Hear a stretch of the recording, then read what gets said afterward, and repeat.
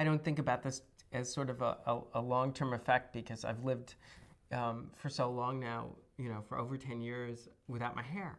And after chemotherapy, of course, you lose your hair, and after radiation, it makes it much harder to grow back, at least given the sort of location and the amount of radiation that I had.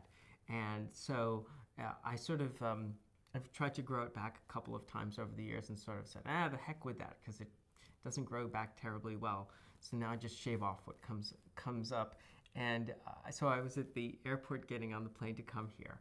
And the guy working for the airline who was taking our boarding passes, who was also bald or shaved head, I'm not sure. And as I'm handing him my boarding pass, he said to me, "Oh, you're too sexy for your hair too." So I love that line. Humor is very important for me as a survivor.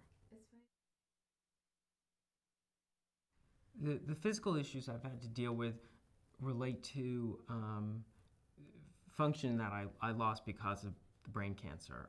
I have no pituitary function, which means that hormones that gland produces, I don't make anymore, so I have to take a number of different medications for replacing those functions. And so without those, my body can't physically function properly. My thyroid gland doesn't function, my adrenal gland doesn't function. I can do just about everything that folks with a normal functioning hormonal system can do. But I need to recognize that I must take my medications at the time that's indicated, that if I'm going to be in a stressful situation physically or emotionally, that I may need to make changes to the doses of some of those. So it's really about understanding my body and the way it works post my cancer, and not allowing the limitations of my body, if you will, to limit me in what I can do.